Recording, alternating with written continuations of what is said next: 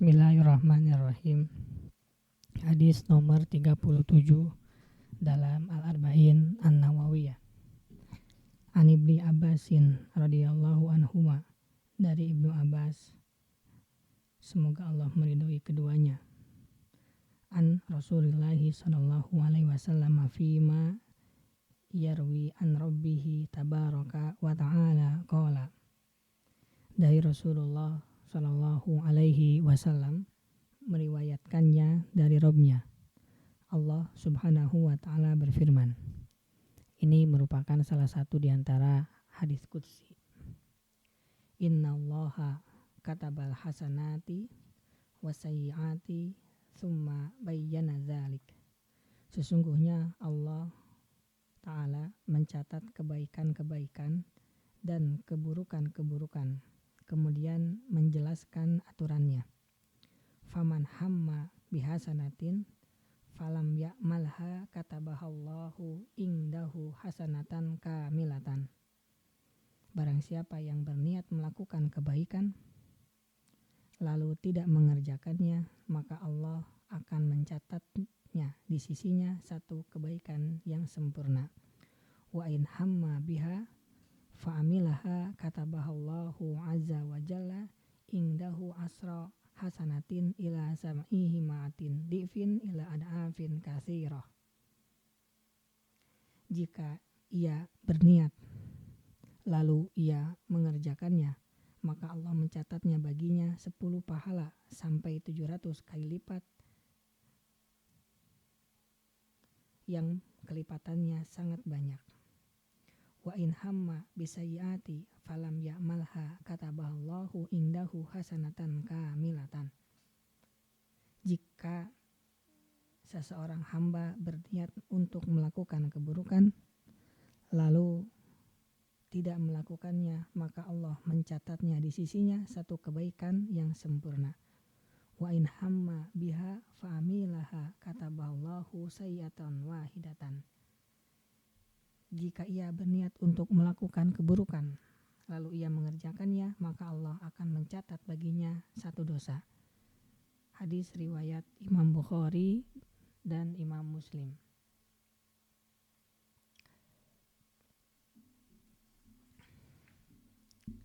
Hadis ini salah satu hadis qudsi yang dibawakan oleh Al-Imam An-Nawawi di antara hadis-hadis yang lainnya. Pada penggalan awal hadis ini Allah berfirman, Allah telah mencatat. Ada dua pendapat ulama makna mencatat ini. Yang pertama, Allah mencatat itu maksudnya adalah Allah telah menakdirkan. Jadi maksudnya semua keburukan dan kebaikan sudah ditakdirkan oleh Allah Subhanahu wa ta'ala. Kemudian makna yang kedua, para ulama menjelaskan bahwa Allah mencatat itu artinya Allah mencatat aturan dalam pencatatan pahala dan dosa. Karenanya setelah itu Allah jelaskan aturan tersebut. Kapan dicatat sebagai kebaikan, kapan dicatat sebagai keburukan, dan seterusnya sebagaimana hadis qudsi ini. Yang pertama, di dalam hadis ini dijelaskan tentang mengerjakan kebaikan. Kebaikan itu selalu dilipat gandakan oleh Allah Subhanahu wa ta'ala. Dan ini ditunjukkan di dalam firman-Nya, A'udzubillahi minasyaitonirrajim. Man jaa'a bil hasanati falahu asyru amsalihha wa man jaa'a bisayyi'ati fala yujza illa mithlaha wa hum la yudlamun. Barang siapa berbuat kebaikan mendapat balasan 10 kali lipat amalnya, dan barang siapa berbuat kejahatan dibalas seimbang dengan kejahatannya. Mereka sedikit pun tidak dirugikan atau dizolimi. Kemudian bukan hanya 10 saja, tapi ada juga tambahan lebih dari 10 kali kebaikan ketika melakukan hal tersebut. Dan ini Allah berikan ganjaran yang sangat berlipat-lipat. Di antara firman yang menunjukkan hal tersebut adalah Matsalul ladzina yunfikuna amwalahum fi sabilillah kamatsali habbatin anbatat sab'a sanabila fi kulli sumbulatin mi'at habbah wallahu yudhifu liman yasha wallahu wasi'un alim. Perumpamaan orang yang menginfakkan hartanya di jalan Allah seperti sebutir biji yang menumbuhkan 7 tangkai. Pada setiap tangkai ada 100 biji. Allah melipat gandakan bagi siapa yang Dia kehendaki, dan Allah Maha Luas dan juga Maha mengetahui. Ayat ini menunjukkan bahwa salah satu kebaikan ini disebutkannya di sini adalah infak, maka Allah akan melipat gandakannya bahkan hingga 700 kali lipat. Kemudian kita lihat hadis-hadis yang menjelaskan tentang hal ini. Diriwayatkan dari Abu Mas'ud bahwa ada orang yang untanya itu diberi tali kekang, kemudian berkata, "Wahai Rasulullah, unta ini aku infakkan untuk berjuang di jalan Allah." Beliau sallallahu alaihi wasallam bersabda, "Pada hari kiamat engkau berhak mendapat unta sebanyak 700 ekor, semuanya memiliki tali kekang." Pelipat gandaan ini banyak sekali keterangan hadisnya. Kemudian pelipat gandaan kebaikan hingga 10, kemudian lanjut lagi berkali-kali lipat. Ini disesuaikan dengan syaratnya. Apa saja itu? Syekh Muhammad bin Shalih Al-Utsaimin menyatakan disesuaikan dengan pertama kesempurnaan keikhlasan, yang kedua keutamaan amal tersebut, dan yang ketiga kebutuhan kepada amal tersebut. Ini yang membedakan antara amalan seseorang dengan amalan yang lain. Meskipun kegiatannya sama, mungkin nilainya akan berbeda, tapi minimalnya itu sudah didapatkan yang banyak. Yang kedua, dalam hadis qudsi ini dijelaskan tentang bagaimana dampak dari mengerjakan kejahatan. Apabila kesalahan itu hanya ditulis satu kesalahan yang sama tanpa dilipat gandakan. Firman Allah, "Wa man jaa'a bil sayyi'ati fala yujza illa mithlaha wa hum la yudlamun." Barang siapa berbuat kejahatan dibalas seimbang dengan kejahatannya, mereka sedikit pun tidak dirugikan atau dizolimi. Ketika Allah menyebutkan dalam hadis qudsi ini, maka Allah menulis satu kesalahan mengisyaratkan bahwa kesalahan tersebut tidak dilipat gandakan. Sebagaimana hadis yang tadi dijelaskan lebih lanjut, satu kesalahan bisa menjadi besar karena kehormatan waktu dan tempat. Nah, ini harus kita camkan. Firman Allah, "Inna indata syuhuri indallahi 12 syahran fi kitabillah yauma khalaqas samawati wal arda minha arba'atun hurum dzalika dinul qayyim fala tadlimu fihinna anfusakum." Sesungguhnya jumlah bulan menurut Allah ialah 12 bulan. Sebagaimana dalam ketetapan Allah pada waktu Dia menciptakan langit dan bumi. Di antaranya ada 4 bulan haram. Itulah ketetapan agama yang lurus. Maka janganlah kamu menzolimi dirimu dalam bulan yang 4 itu. Tentang ayat ini, Qatadah berkata, "Ketahuilah bahwa kezoliman di bulan-bulan haram ini lebih besar dosanya daripada di bulan-bulan lainnya. Kendati kezoliman di setiap kondisi itu tetap tidak bermanfaat atau tetap berdosa, namun Allah menganggap besar perkaranya seperti dikehendakinya." Ini yang harus kita perhatikan, bahwa memang ada perbedaan ketika melakukan kejahatan di bulan-bulan tersebut.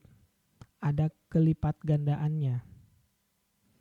Kemudian Allah berfirman juga, "Wa may yurid fihi bi ilhadi bidulmin nudhiqhu min adzabin alim." Dan siapa saja yang bermaksud melakukan kejahatan secara zolim di dalamnya atau di Masjidil Haram, niscaya akan kami rasakan kepadanya siksa yang pedih. Nah, ini berhubungan dengan tempatnya. Tadi ketika kita melakukan kejahatan di waktu yang diharamkan oleh Allah berlipat ganda. Yang kedua mengenai tempatnya, yaitu di Masjidil Haram. Ketika melakukannya maka kesalahan akan dilipat gandakan. Kemudian walau la ang sabanaka laqad kita tarkanu ilaihim syai'an qalila idza ladatnaka di'fal hayati wa di'fal mamati tsumma la tajidulaka alaina nasira. Sekiranya kami memperteguh hatimu, niscaya engkau hampir saja condong kepada mereka. Jika demikian, tentu akan kami rasakan kepadamu siksaan berlipat ganda di dunia ini dan berlipat ganda setelah mati, dan engkau Muhammad tidak akan mendapat seorang penolong pun. Kemudian yang ketiga, hadis qudsi ini menjelaskan tentang niat mengamalkan kebaikan. Niat mengamalkan artinya dia tidak melaksanakan kebaikan tersebut. Dan apabila hal ini terjadi, maka niat tersebut ditulis sebagai kebaikan sempurna.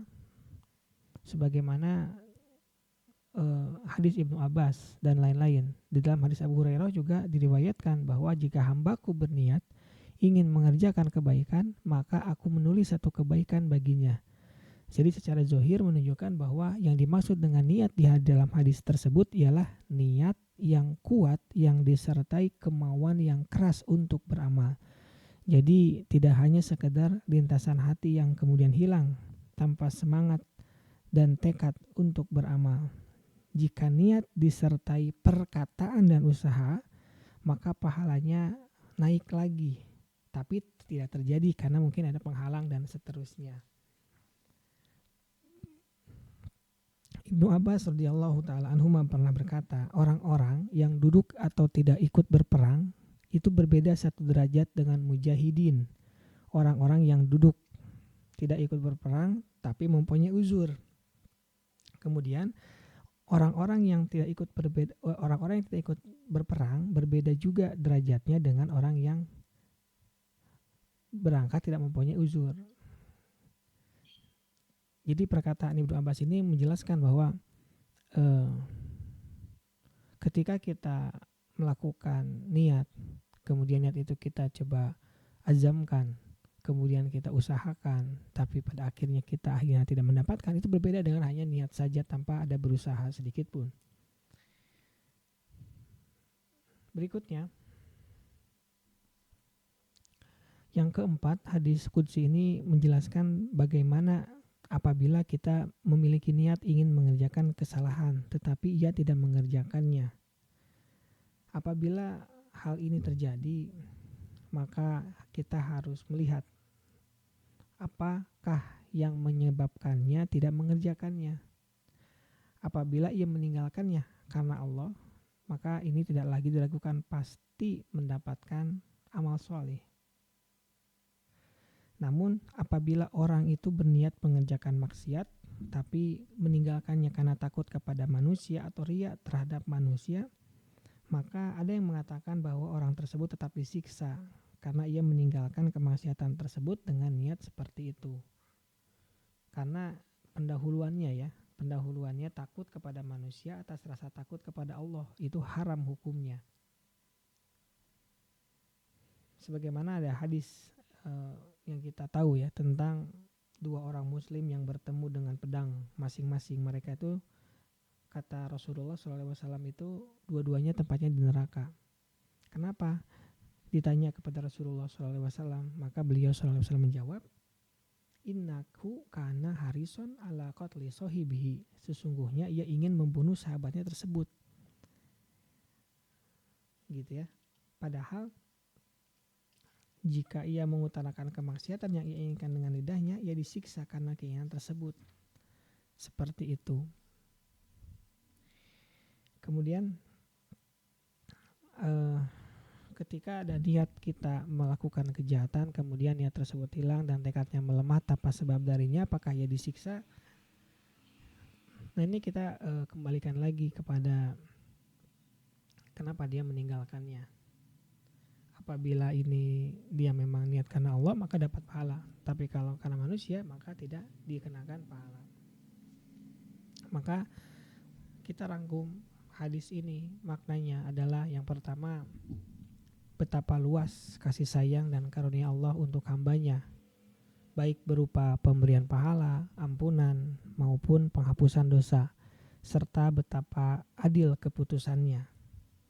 Kemudian makna hadis ini yang kedua adalah hadis ini menunjukkan betapa penting amalan hati dan amalan badan atau fisik sekaligus. Di antara amalan hati adalah kehendak kuat.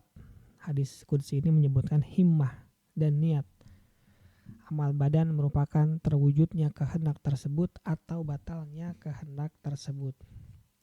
Yang ketiga, hadis ini menunjukkan bahwa berniat melakukan kebaikan sudah dinilai satu nilai kebaikan pahala, walaupun dia tidak jadi melaksanakannya karena halangan atau uzur.